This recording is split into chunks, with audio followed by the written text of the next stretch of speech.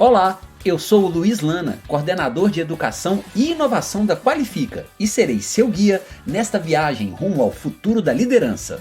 Ao longo de nossa viagem, vamos conhecer líderes inspiradores que estão construindo um futuro mais colaborativo, inclusivo e ético, para aprendermos como a liderança pode ser uma jornada de descoberta e evolução constante. Então, prepare as malas e junte-se a mim no Qualicast Lideranças para o Futuro. Olá pessoal, sejam todos bem-vindos, bem-vindas e bem-vindes ao Qualicast. Nessa temporada, estamos abordando a temática Lideranças para o Futuro e no episódio de hoje vamos falar sobre a humanização dos processos e o seu impacto no empreendedorismo.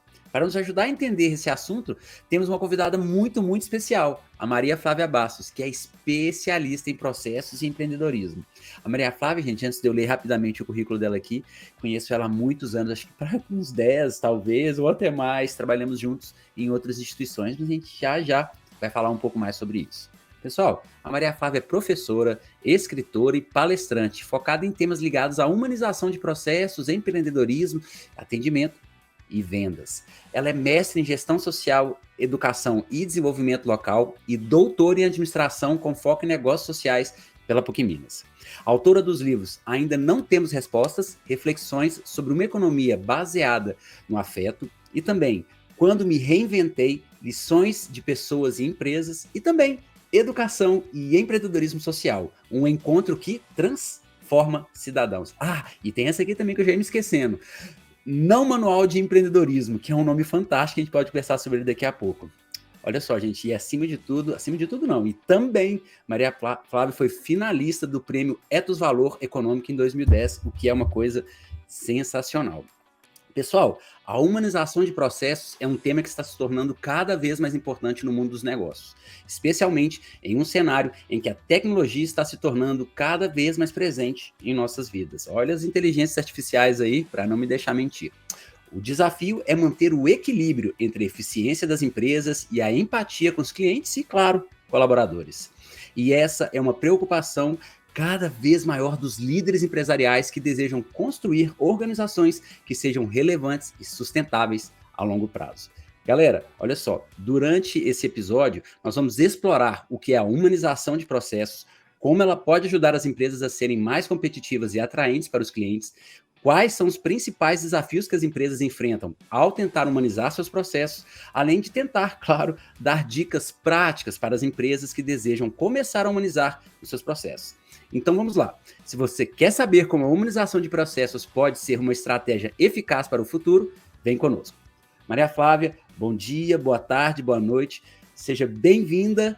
Vou te abrir a palavra para você, falar suas primeiras questões, cumprimentar nosso público. Seja bem-vinda ao Qualicast. Olá, Luiz, todo mundo que está aqui nos assistindo no Qualicast, ou nos ouvindo, na verdade, né? No Qualicast. É muito bom estar aqui. Como você já disse no início, nós somos grandes amigos e aí conversar com os amigos é mais do que falar de futuro. É também falar de futuro, mas é falar do passado, parte daquilo que nos trouxe até aqui. Olha que coisa boa, né? Então, quando você fala aí das lideranças do futuro, quão é importante que essas lideranças pensem como é que elas já chegaram até aqui, né? Eu queria até começar com uma fala linda da liderança indígena, Ailton Krenak, agora parte da nossa Academia Mineira de Letras. Ele vai dizer: o futuro é ancestral.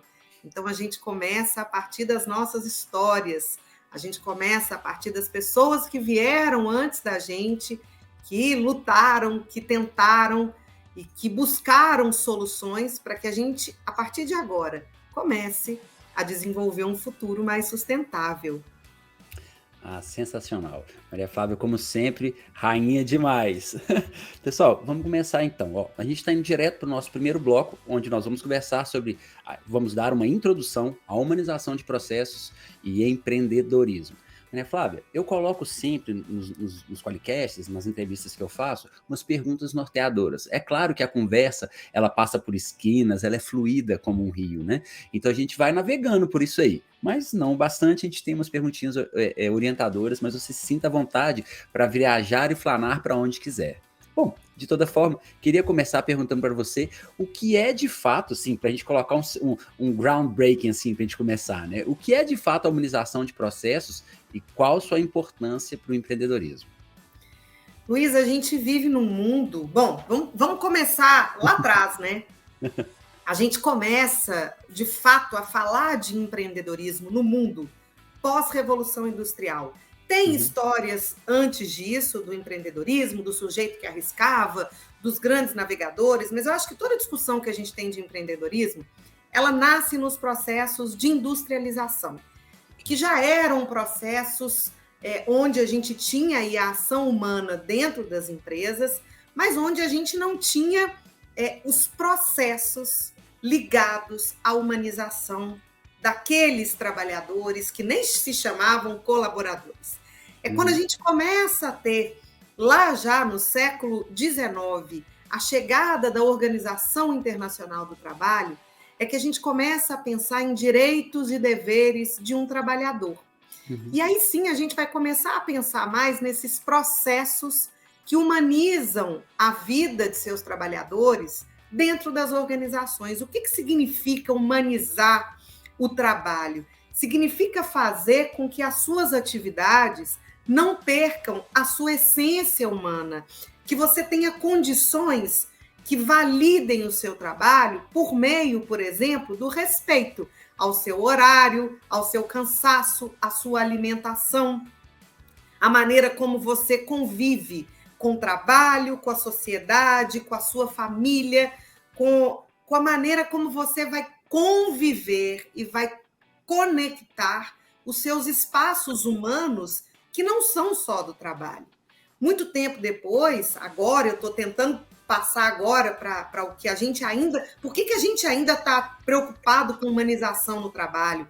A gente já avançou tanto na tecnologia, a gente já tem até leis que dizem o que pode, o que não pode uma empresa fazer, mas a gente está no auge de um processo de desumanização ou talvez de desencontro das pessoas em relação aos seus trabalhos, ao seu ofício. A gente está no auge do número de burnout no mundo. Para quem não conhece o termo, burn é queimar, out é fora. Isso são duas palavrinhas em inglês que juntas significam que o que está lá fora me queima por dentro, me destrói. É o cérebro dizendo, eu não dou conta. Socorro. Então, esse síndrome, socorro, é o cérebro dizendo, eu estou queimando. E aí, o bombeiro dessa síndrome, que daqui a pouco eu explico um pouquinho mais, mas o bombeiro dessa síndrome são processos de humanização. Então, hoje, na atualidade, é claro que da Revolução Industrial para cá, a vida humana mudou, as necessidades humanas mudaram. Então, para hoje, agora, pensar em processos de humanização é pensar em como fazer com que esses trabalhadores, trabalhadoras tenham menos impacto a partir do seu ofício. Como que o seu ofício pode não queimar o cérebro dessas pessoas. E aí, eu queria até, não sei se eu posso continuar aqui falando, mas o Brasil hoje é o segundo lugar. Olha que coisa triste, né? Por muito tempo o Brasil foi o país do futebol, do samba, da bossa nova, do carnaval. Ainda somos.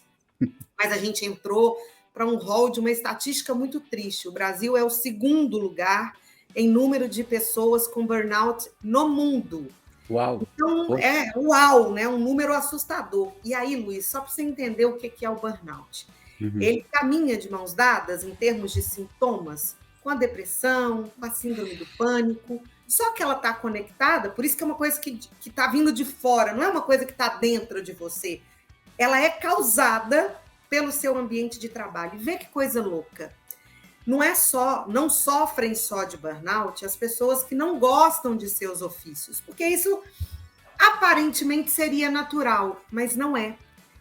Nós, aqui, professores, a gente está lá no topo da lista de quem sofre de burnout.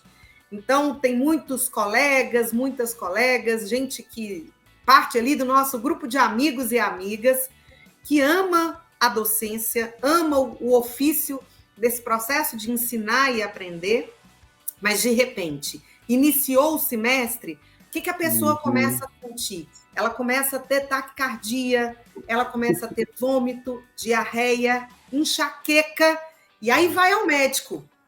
Faz todos os exames e o médico diz: você não tem nada fisicamente.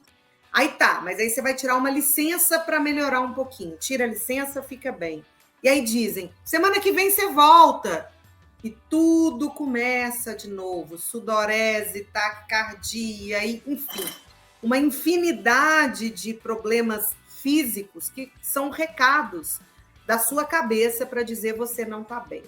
Então, a gente tem no topo dessa lista profissionais da saúde e da educação, mas as empresas precisam começar a cuidar disso. Para mim, que lido com humanização e que tenho isso uma espécie de ideal de vida, para mim fica óbvio que ter pessoas saudáveis é o que toda empresa deveria ter. Mas se a empresa não tem essa consciência, ela precisa entender o seguinte: um colaborador, uma colaboradora doentes, eles geram custos. Então, eu estou dizendo que seria uma oportunidade para o seu negócio cuidar das pessoas. Mas se você ainda não tem essa clareza, pense o contrário, que é uma visão muito do capital, mas que é uma visão que talvez estimule alguns empreendedores. Um profissional doente é um profissional que gera custo.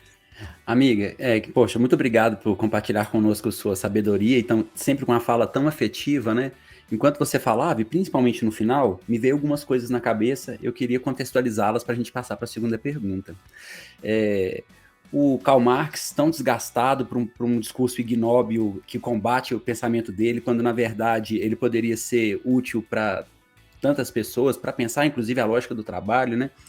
Diz que depois da Revolução Industrial, que você mesmo citou, a gente começa a pensar a nossa humanidade associada ao resultado do nosso trabalho, né? Tanto é que você vê os próprios sobrenomes, principalmente na Europa, né, são ligados às profissões históricas das famílias, né? O sapateiro, o médico, o pedreiro, e por aí vai. E aí, enquanto eu pensava nessa passagem do Marx com a qual sua fala me fez suscitar, me lembrei também da Metamorfose do Kafka, em que o personagem principal um dia deixa de trabalhar porque ele estava doente e ele vira um inseto, ou seja, quando ele deixa de compartilhar aquilo que o humaniza, ele perde essa humanidade. E a metáfora a metáfora que o Karl Marx faz sobre isso é transformá-lo num inseto, não é? Uma metáfora o Marx não, o Kafka, uma metáfora nada sutil. Amiga, então nesse sentido, pensando em como a gente está tão atrelado à lógica do trabalho, e eu acho que isso tem a ver com o burnout que você sugeriu, né? Na verdade, em que a gente é overwhelmed, para usar um termo em inglês, por essa lógica opressiva do trabalho, a gente burning it out, né? Eu queria puxar o finalzinho da sua fala, para você poder estender um pouquinho mais sobre ela. Como, de fato, a humanização dos processos, você já citou sobre da lógica do capital, né? Do funcionário ser mais custoso. Mas em uma perspectiva mais ampla, como a humanização dos processos pode ajudar as empresas a serem mais competitivas, atrair clientes e, por que não, mais lucrativas? Então, vamos lá. A gente vive numa sociedade, você falou lá no inicinho da sua fala, você contextualiza aí que a gente está em pleno movimento tecnológico, onde a gente tem até inteligência artificial. Só que esse cérebro nosso, ele ainda funciona da mesma maneira. Os neurônios, eles são, vamos dizer, os mesmos. E a gente recebe, Luiz, em torno de 5.000 mensagens por dia. Uau! O cérebro não dá conta de atualizar tudo que ele recebe. Tem várias discussões sobre, por exemplo, o perigo do uso das tecnologias, das redes, e, sobretudo, das telas, que impacto que isso vai gerar na vida da gente num futuro próximo. Porque a gente é exposto a uma quantidade de informação que beira o absurdo, beira isso, a 5.000 mensagens por dia. A gente está vivendo um mundo, eu vou fazer 48 anos, então eu ainda tenho o hábito de assistir televisão. Mas não é uma ou duas vezes que eu já me pego assistindo televisão e vendo o que está acontecendo no celular.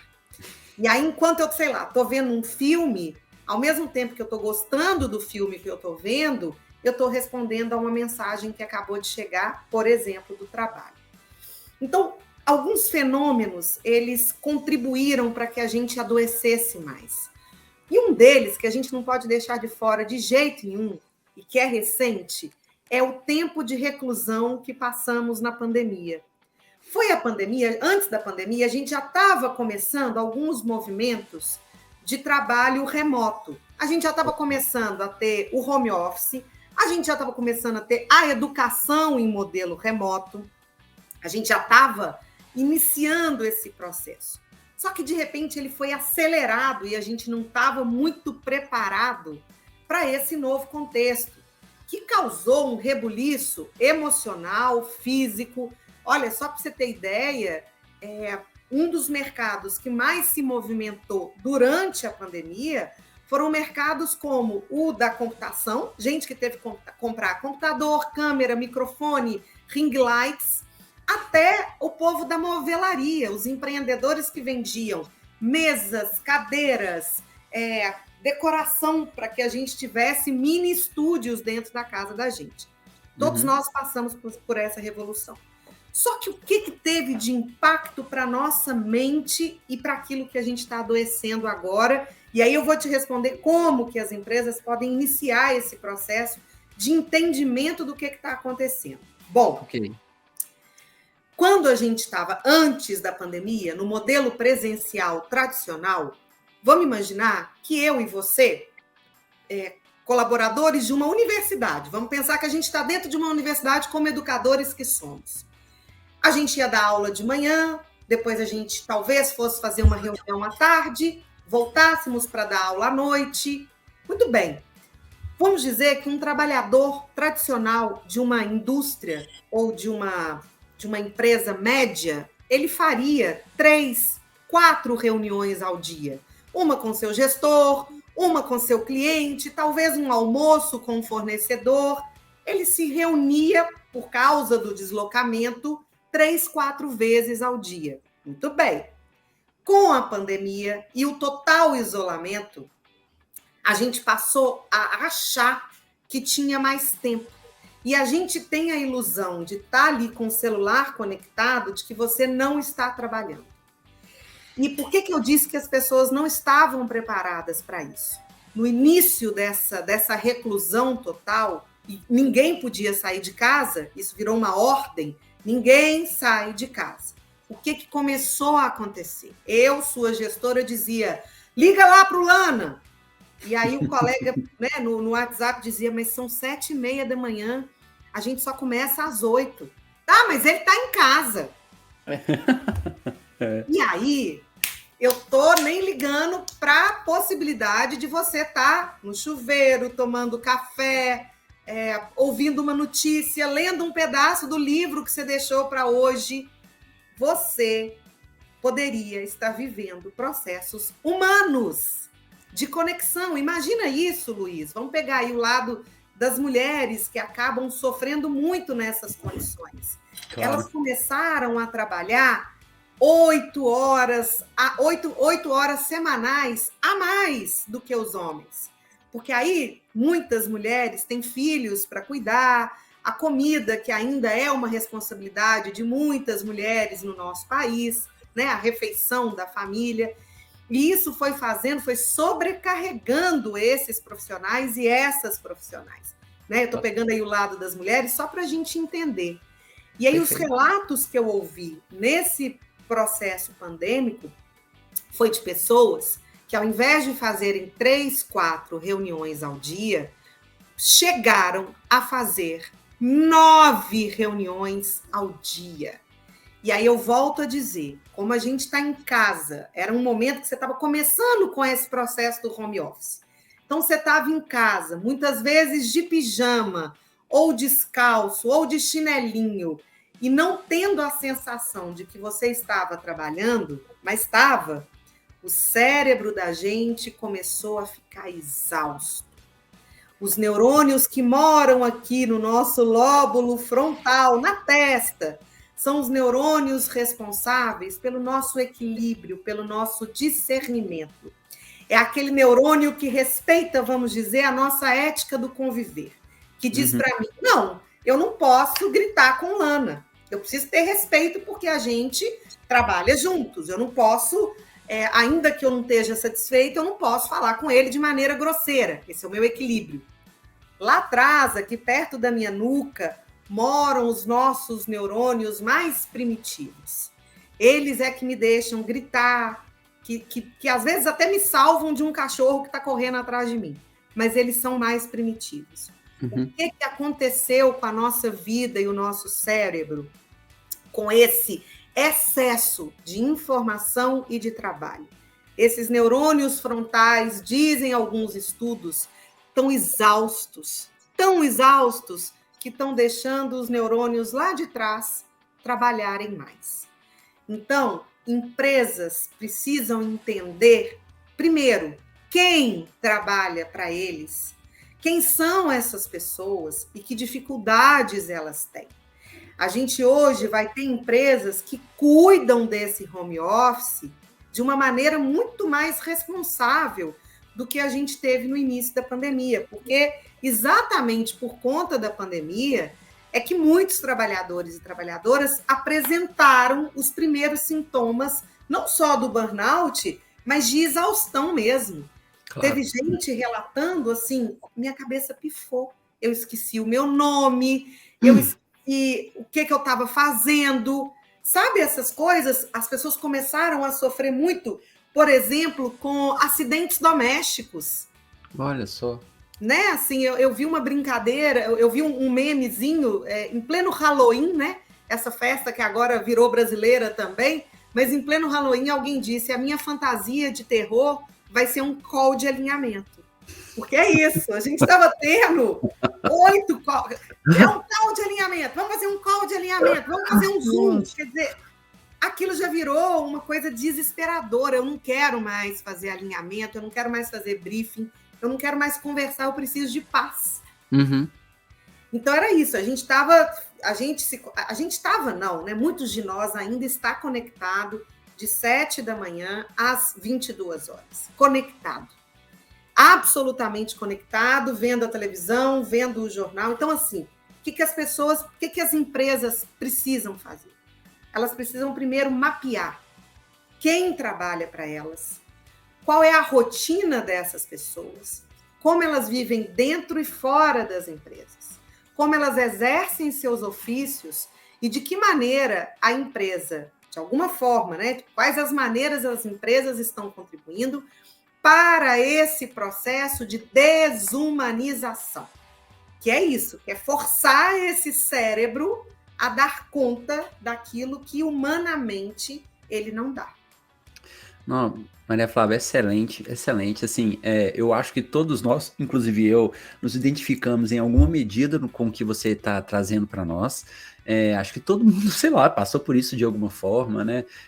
Talvez eu não tenha feito 9 reuniões, mas certamente 5 fiz. Exato. E é muito, né? 5 reuniões? Tô louco. É muita coisa. Demais. E eu me reconheci principalmente, eu nunca havia parado para pensar nisso que você falou, e é genial no sentido desse zeitgeist, de entender o momento, o espírito da época que a gente passou, de como que o cérebro entra em desacordo com o corpo, porque o cérebro não sabe que está trabalhando, mas o corpo está trabalhando, né? E como essa dissociação cognitiva e corpórea pode ser difícil, enfim, para o nosso funcionamento integral. Maria Flávia, eu vou encerrar aqui o nosso bloco e a gente já parte para o próximo, tá bom? A gente volta já.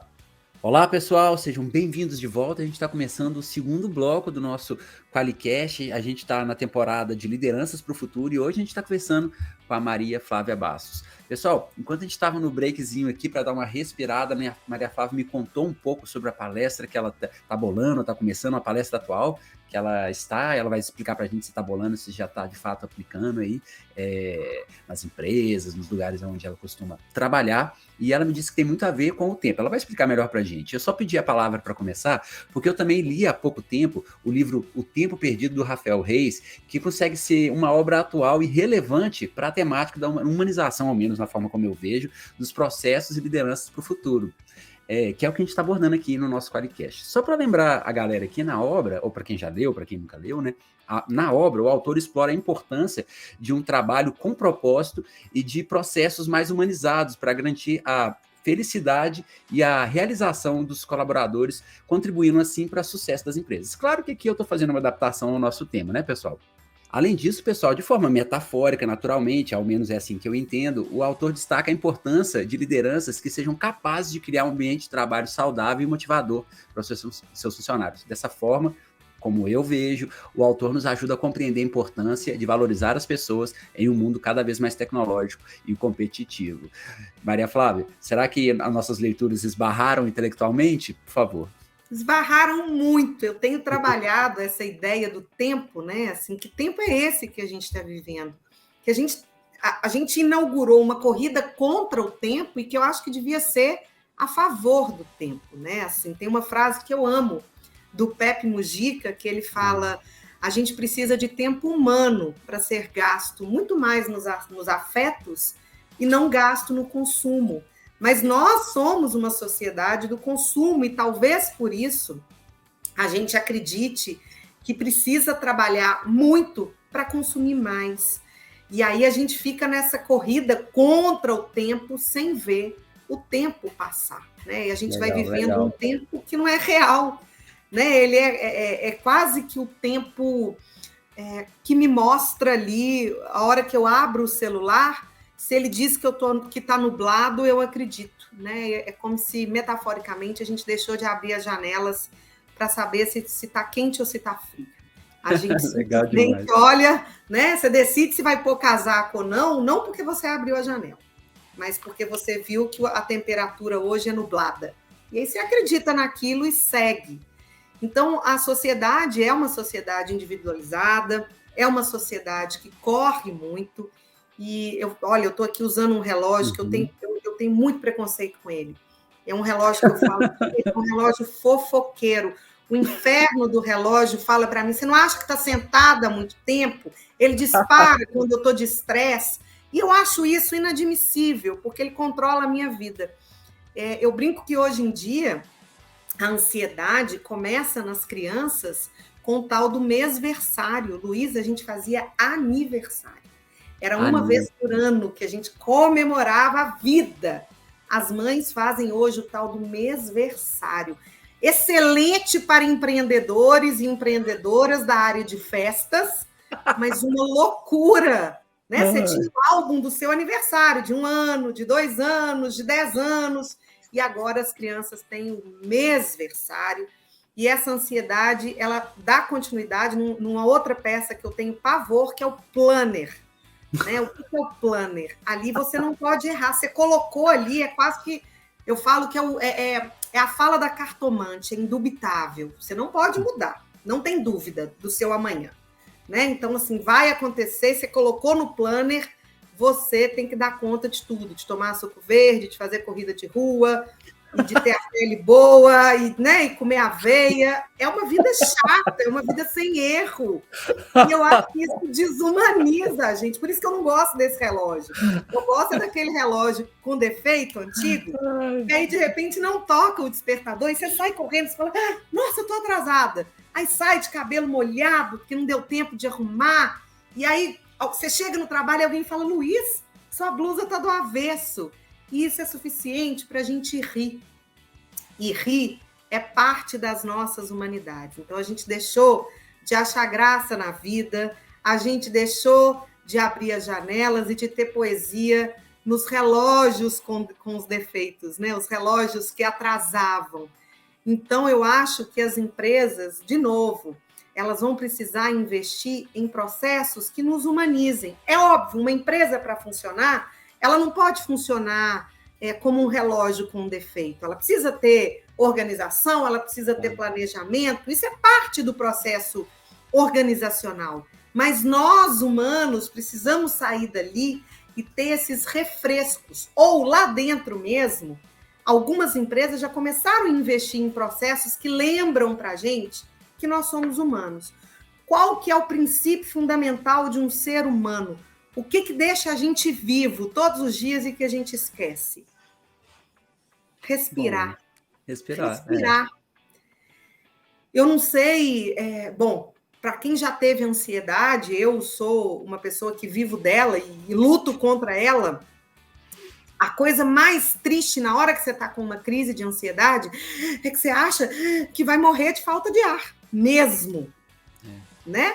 E a gente acabou de ter uma doença aí, a Covid veio atacando os pulmões das pessoas e mostrando para a gente o quanto respirar é importante. Então, vê que legal. Muitas empresas no Brasil e no mundo inteiro começaram a investir em práticas de respiração, por meio de atividades de meditação, yoga e mindfulness. São quando não práticas, as 3 juntas, né? Ou as 3 juntas, porque são muito parecidas, assim, elas se entrelaçam, né? O mindfulness, a yoga, a meditação, cada uma vem de um lugar, cada uma se propõe a ser de uma maneira diferente, mas parecida, mas todas elas nos lembram de uma prática que a gente esquece, que é parar, sentar e respirar. Empresas começaram a estimular uma alimentação conectada. Igual tem o mindfulness, muitas empresas começaram a estimular programas de mindfulness eating. Então, é uma alimentação centrada sem olhar o celular, por exemplo. Perceber, o problema não é comer muito ou comer pouco, o problema é não notar o que você está comendo.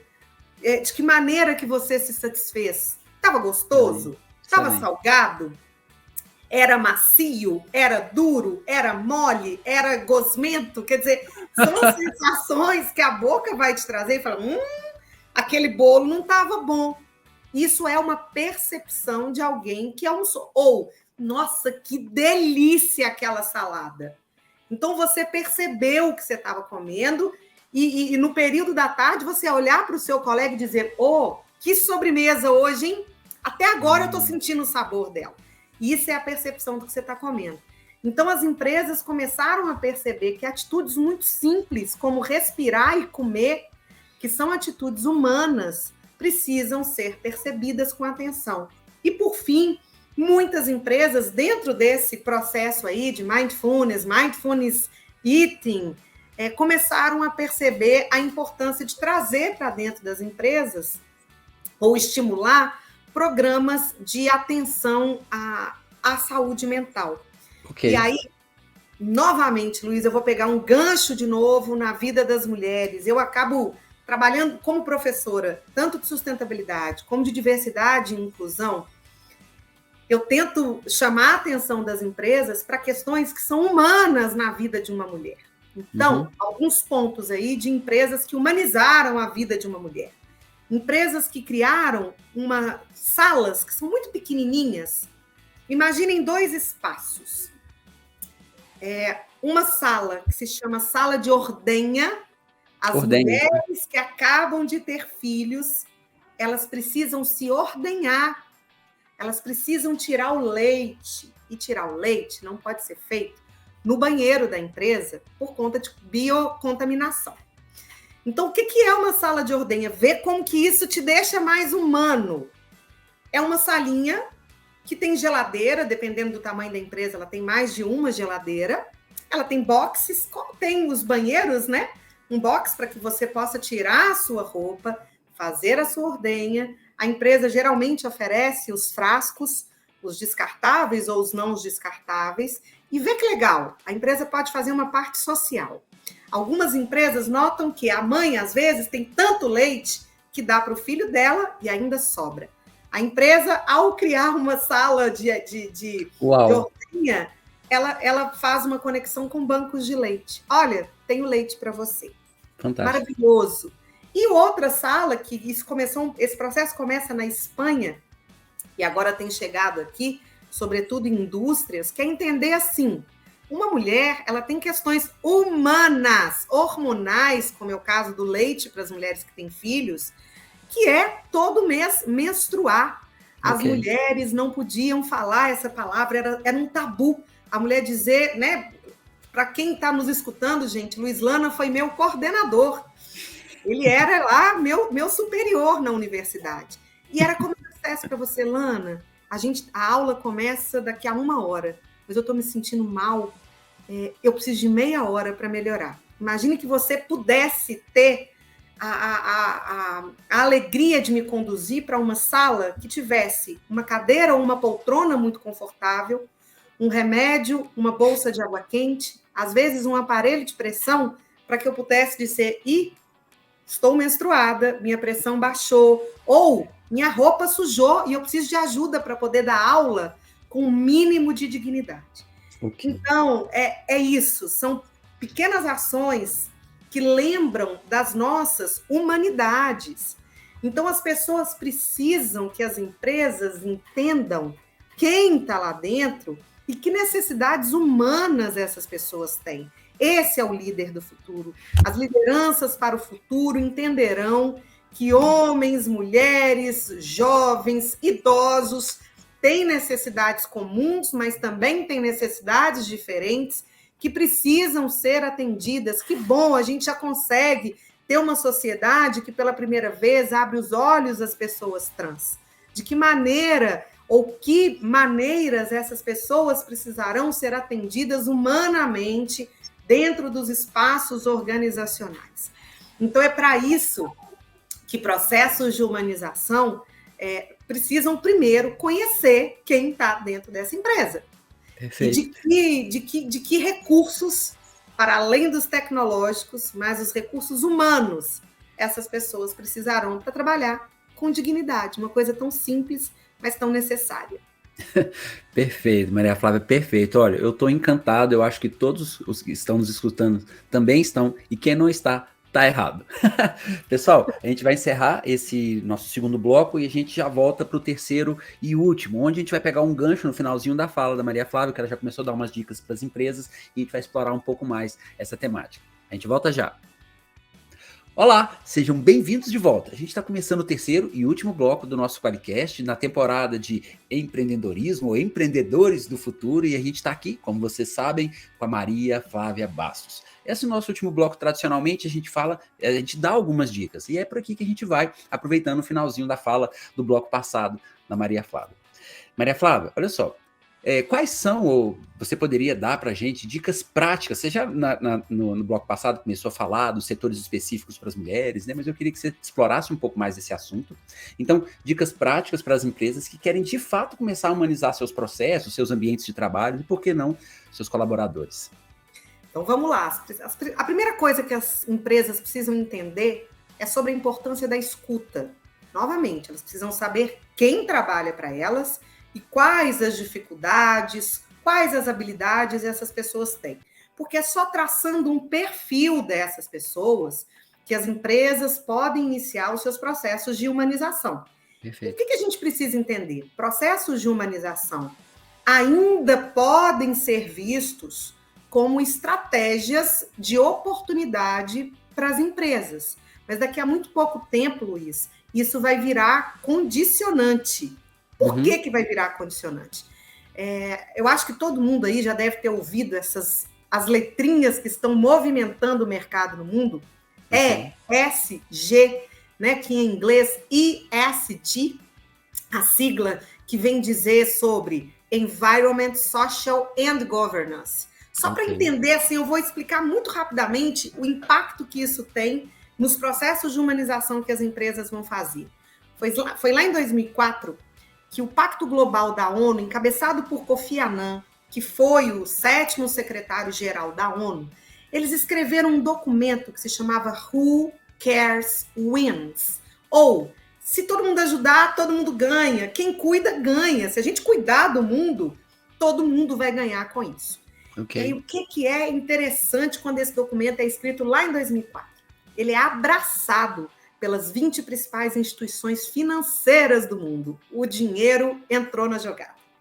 Então, é nessa época, depois desse documento, que as instituições financeiras dizem o seguinte: olha, a gente tem dinheiro, temos trilhões de dólares para investir, mas vamos dar preferência às empresas que tiverem ações ligadas ao E, de meio ambiente, environment, ao S, de social, ou ao G, de governança. Então, por conta da pandemia e da crise que a pandemia escancara para a gente, ver as fragilidades humanas, sociais, políticas que nós temos, O ESG ganha uma força muito grande nesses últimos 5 anos. E aí agora, as empresas precisam entender, e eu já disse isso, se não me engano, no nosso segundo bloco, se você não está indo, se você não está fazendo humanização, porque você não entende como uma oportunidade de quê, por exemplo? Se diferenciar no mercado, de fazer a sua retenção de talentos, achar pessoas qualificadas e que se entreguem ao propósito de sua organização, não é uma tarefa fácil. Então, reter talentos é estratégia. Se você não faz isso porque entende como oportunidade, daqui a muito pouco tempo você vai ter que fazer por obrigação. Por quê? Se a sua empresa vai receber um novo investimento, por exemplo, o investidor vai querer saber sobre as suas práticas de ESG. Então, por exemplo, serve aí para as grandes indústrias. Olha aí, você fornece, estou chutando aqui, tá, gente? Tecidos para empresas no mundo todo, para outras empresas. Esse seu cliente vai querer saber quais são as suas práticas de Environment, Social and Governance. E a parte de humanização, ela está no social e está na governança. Pensar na maneira como você trata os seus colaboradores, as políticas de remuneração, as políticas de colocação. Como é que acontecem aí? Acontece na sua empresa, por exemplo, quando você tem uma vaga a ser preenchida. Será que você procura pessoas PCDs, por exemplo, só para cumprir uma cota? Quantas pessoas negras, pretas e pardas, né, você tem aí no seu quadro de colaboradores? E quantas mulheres estão na alta liderança? Tem indígena, gente? Suas relações com a comunidade do entorno se dão de que maneira? Olha, tudo isso é humanização. E se as empresas não ficarem atentas, logo, logo, elas vão começar a perder mercado para quem já entendeu que humanizar-se é essencial.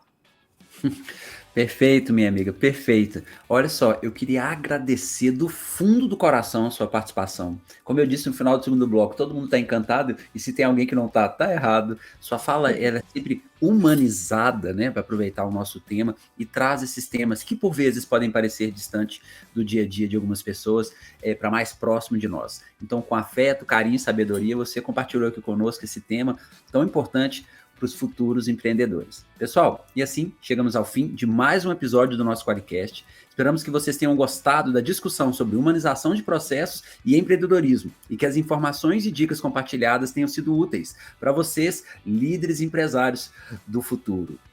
Agradecemos a nossa convidada, Maria Flávia Bastos, por compartilhar seus conhecimentos e experiências conosco, e a você, nosso ouvinte, por nos acompanhar e ter participado desse episódio. Maria Flávia, você gostaria de dedicar uns segundos para dar uma palavra final aos nossos ouvintes? Olha, dizer que humanizem-se. Eu até escolhi, Luiz, eu acho que você vai me dar esse 1 minuto de tempo. Claro! A Fernanda Torres tem uma coluna na Folha de São Paulo que eu gosto muito. E eu peguei um trechinho que eu dediquei aqui para vocês para mostrar o que é humanização. Ela conta assim: estou em Lisboa com a minha mãe. Chegamos a tempo de visitar Nélida Pinhon no hospital, um dia antes da imortal nos deixar. Estávamos de mãos dadas com a enferma, quando adentrou o quarto uma senhora portuguesa, médica, que acalentou Nélida com a força de uma guia espiritual. Enquanto acarinhava a paciente, a doutora Maria José falou de forma aberta sobre o fim que se aproximava. Foi de cortar o coração. Via-se que Maria José possuía um sentido profundo do seu ofício, que ultrapassava e muito o domínio técnico. É de uma grandeza assim que esse presente tão rico em planilhas e estatísticas e tão pobre em humanidade, lisura e nobreza carece. Então, eu trouxe essa história para a gente se inspirar na doutora Maria José e lembrar que a gente vive de humanidades. Uau! Arrepiei, viu? Se você gostou do episódio e quer continuar acompanhando nosso podcast, não deixe de se inscrever em nossas redes sociais e compartilhar com seus amigos e colegas esse episódio. Até a próxima!